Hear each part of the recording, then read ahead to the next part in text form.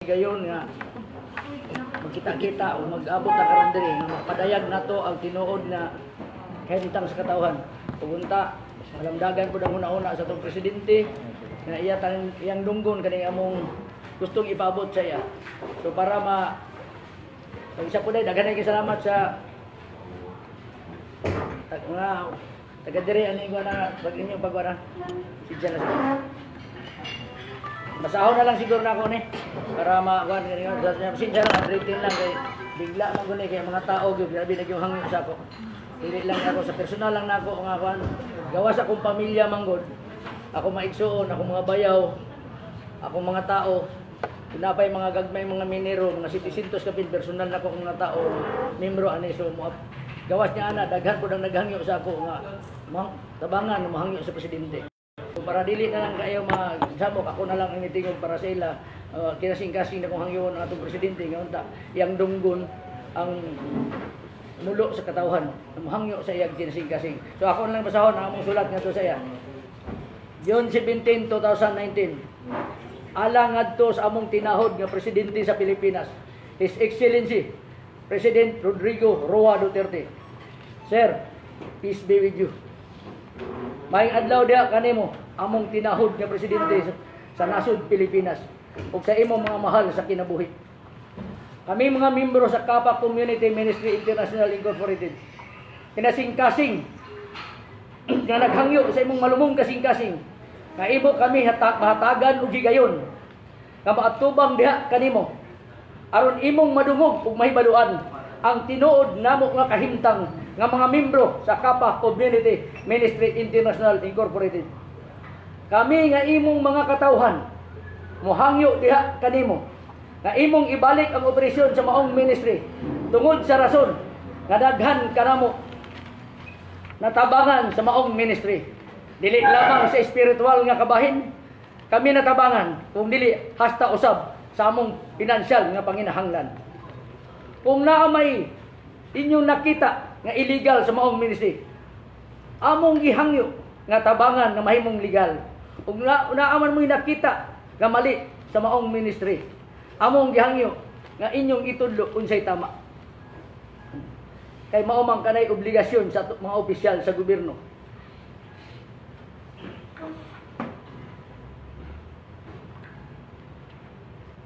Among gihangyo ang tanan ng opisyal sa gobyerno, labi na atong presidente, kaunta tabangan kaming mga lumulupyo, ug labi na kaming mga membro sa Kapa aron kay obligasyon sa gobyerno nga tudluan ug giyahan ang katawhan aron magpuyo nga malinawon ug malambuon.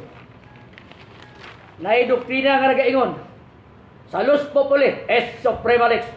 The welfare of the people is the supreme law. Bisan og wala sa balaod, pwede na ito himuon basta makahatag o kayuhan sa katawhan. Manghitaot kami nga dili nimo kami pakyason, Mr. President. Ug hinaot nga ang Dios magapalangin kanimo sa kanunay ug sa imong mga mahal sa kinabuhi. Mabuhay ang mga Pilipino! Tugad Pilipino! Mabuhay!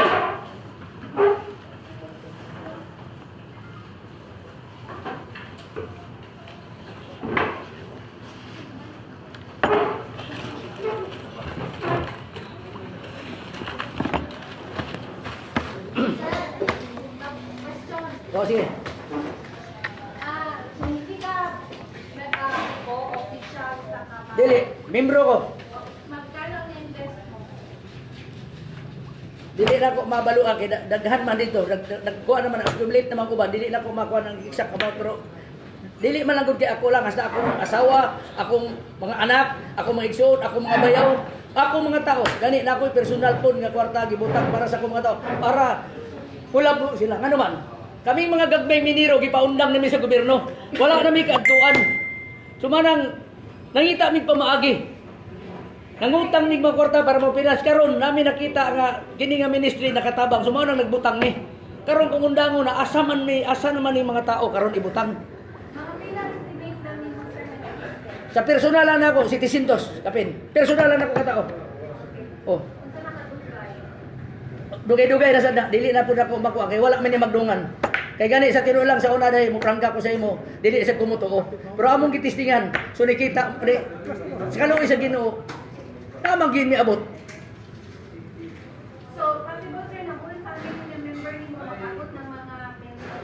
Simple. Kaya nag-loan ako mga anak. Basta akong asawa, nag-loan. Basta akong bayan, napagani ko ikagaw gikan sa abroad. Nakaslunon iyang kwarta gibutang niya pangyawat na lang saon magpakasal anak karon. Na ako'y mga tao nga sa ospital, na ako'y mga tao nga na estudyante. Asa na to na karon kaon kung ato nang undangon. Bago tayo kung nakita man nila nga illegal, tabangan unta nila nga mahimong legal. Kung mali man nagibuhat tudluan unsay tama, kay obligasyon ug responsibilidad sa tong gobyerno nga giyahan ang katawhan. Dapat gani malipay ang gobyerno nga naay Joel Apolinario nga nakatabang sa katawhan. Dili kay lutuson na noon. Mihangyo ko nga tan-awon sa nila ang sitwasyon. Kung naminaw man sila sa ilang mga ubang mga adviser, mahangyo mi karon unta tabangan nila og ilang paminawon ang katawhan para makita nila ang tinuod nga sitwasyon. Sir, worry kayo na di na mabalik yung parang principal. Kami pag nagbutang manggod media, wala namin mag-apas yung magbalik among principal. Kay donasyon man na, ang amo na lang, bulan-bulan, na kami madawat. Kay kanang kwarta ha, naala sa mo, waman mi mo lambo. Pero sa among pagbutang, hinay-hinay man. Mga ilang months ka na siya, member? Ilang months? Dili na ako Nasa mga year. Oh, dili ko hatag isa kay lisod magpataka ta istorya. Ingon na sa kagbakakon ko. Sir, nakausap mo si Pastor Apolinario regarding kanila. Wala, ako na rin ko, wala na siya makontak. Personal na ako na nga desisyon og sa mga katawhan kay ako po naipit nako. Kay akong asawa naipit po kay daghan pug mga amigo, mga maestra. Nga nagloan ni butang ni ani karon saon ta. Dali na naghikog. Ugapon unsa ka tinud ganay ni ambak bachelor nagbilin og sulat. Sayang kay ubos nga giundang ni. Kaya mga tao nga nagloan, naay mga sundalo, naay mga pulis, naay mga maestra, o gani naay mga media nga apil nangiyawat. So dapat ko tan-awon sa tong gobyerno kung unsa ning klase nga ministry nga nagdaghan man ning natabangan. Sir, isip niya po nakabalo mo sa status sa operation kay after sa week of Grand Prayer Rally, balik ang ingon nila ang operation kapag sila gagawin. Sirado lagi ublisod man gud kay imong abrihan ug puro na pod. Isa pa gani katong search warrant. Kung balansyo na may injunction. Nganong gi-serve man gyapon ang search warrant? Nga may injunction. Isa pa kung na may kaso, ipailan kaso sa korte. Sir, paano kung ano mo talaga si President Sir na for this time, hindi mo na i-continue talaga? Ako nagtuo ko nga atong presidente nanay malumong kasing-kasing. Dili ko mo tuo nga dili niya dunggon ang tao. Kay dili siya mahimong presidente kung wala siya kaluoy sa katawhan. Mao bitaw giboto siya sa katawhan, tong kinagtuo ang katawhan nga matinabangon siya. Mo nang among ipaabot dito siya bumhangyo may mga atubang sa iya. Kung tagaan niya gigayon, o di siya mismo mangutaras mga tao, unsa ba ang nahitabo sa inyong kinabuhi sa diyang nasulod mo membro ang kapa?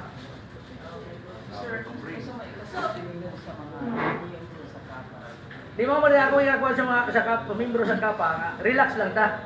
Mo man kay kamo, ako mang gihangyo mo po ninyo, maghugpong maghiusa ta, matubang ta sa presidente para atong mapasibaw. Kung unsa gid ang tinuod nga sitwasyon ni ani nga ministry. Kung giloko ba mo o kamo ba'y nakabenepisyo? Kaya sa pila ka tuig ni kapa, daghan man kayo nakabenepisyo, kaya daghan na kapalit sakyanan, daghan na kapaeskwela. So dapat gani unta tan-awon sa tong gobyerno. Giun sa ni ganong na pwede man ay mulambo. Kaya may nun sila kung di imposible 30%, ganong imposible na 30% sa kabulan. Mamaligya ka kisda, palito ni mong 50 pesos palingki, imong kumprahon, ibaligya ni mong 60, pila na ka porsyento? 5-6 man na, naitabo. 20% kada adlaw. Na kay 20%, sa isa ka bulan, 600%. Ano di man na imposible? Ha? Isa ba dili man na question? Kada ang gibutang nga kwarta de, donasyon na tinuod. Ang donasyon, bisag asa kang simbahan, donate ka. Di ba? Kunya ang realidad gigamit po na sa simbahan, sa mga opisyalis, ginegosyo para matabang sa ubang katawhan. Maura gyapon ka pag ginegosyo kitabang. Pero ang lamang lang sa kapa, kay gyud na niya tabang ang naghatag. So dautan na niya no nang tawo nga nagtabang, sa nagtabang pod. Ha? Maura na ilutuson. Mao na naghangyo mi karon nga tagaan og higayon. Kay wala man mga itagsabot ng mga tao. Ilaling ka og galingong kwarta, ginaguan ni sa katawhan. Kanang kwarta nga nakakaroon ni Pastor Joel Apolinario, kwarta na sa katawhan, gagikuha sa gobyerno. So ang mulabas karon ang gobyerno ang nangawa sa kwarta sa katawhan. So may tawagan na imong kuhaon ng kwarta, ni Joel Apolinario, kapabalo man mga kwarta na sa katawhan. Mo na naghangyo, may kasing-kasing ni naghangyo sa itong presidente. Sir, na yung mga na-confiscate na mga assets sa kapa, sir, do you believe, sir, na nilihigikan sa kwarta sa mga nag-donate? Mao ba gani nay kwarta kwarta kay sa donate kay gigamit gani gi-rolling pero wala na problema. Ang mga tao kay ilan naman gihatag katungod si pastor.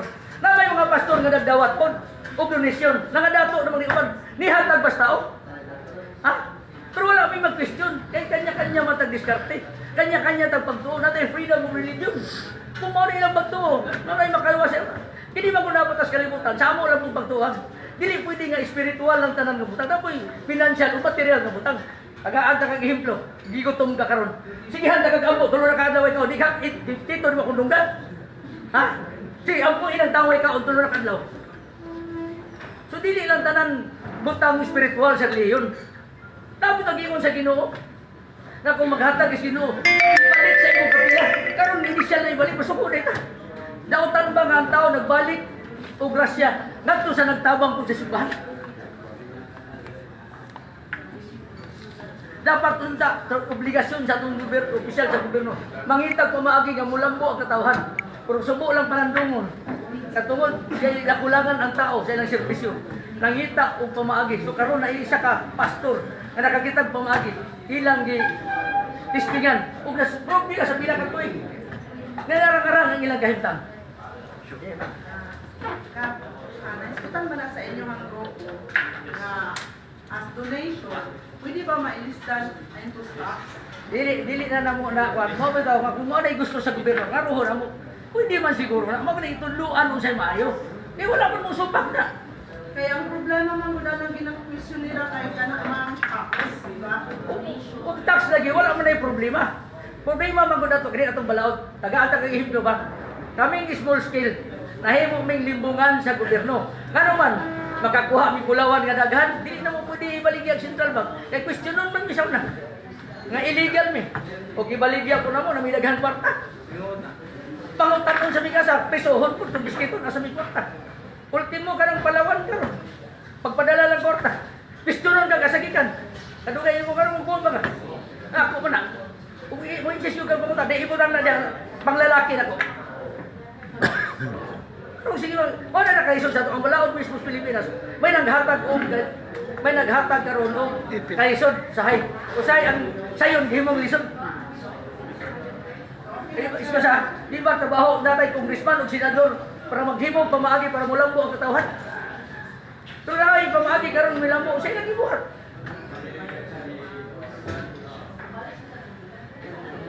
Sa imong kabahin kap search ang estado. Ato sa patiwason. Sige.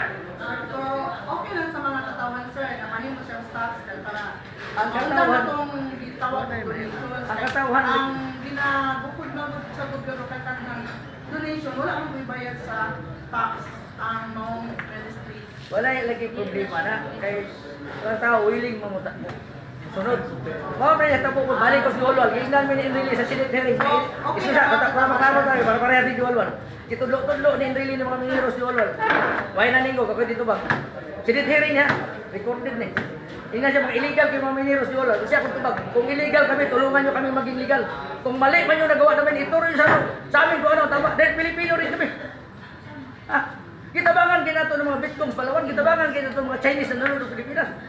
Unsa ba kani mga Pilipino? Ngani ako sa unsa din ang gusto ba mo? Kita mga Pilipino adto mga sa lain na sobrang isa sa. Tuwasa sa ko. Takon tubag. Unsa ang gusto ba mo sa Pilipino? Kita mga Pilipino magpabiling ulipon. Mao bagay na ikapa kay daghan kay mga uyog na buyo karon nalipay na membro para maka membro sila pag uli dili na sila mubiya sila pamilya. Dili lalim mubiya pamilya. Dito dollar sila dito pero dili kabayran dollar ang kasakit sa dugan. Pareha gyud ko minero. Dili kabayran nakali gang mingaw na mo pagsaka na mo dito sa bukid.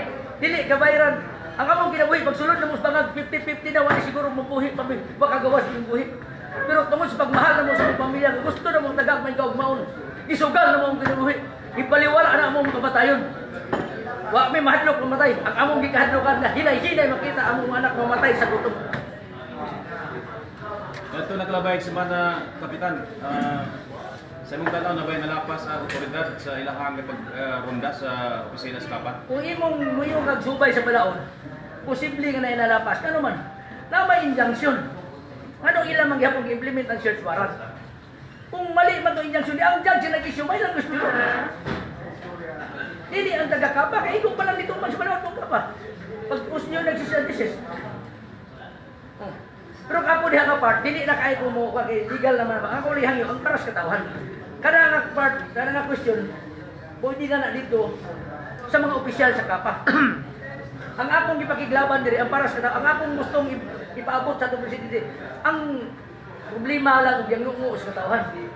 Ang tuglo sa imong panawagan kang Pangulong Duterte nga Di mo ba na ako sa ni amo sa ni pirmahan kini among sulat ihatod mo sa presidente. Ang hangyo lang munta ni nga iya may katubangon.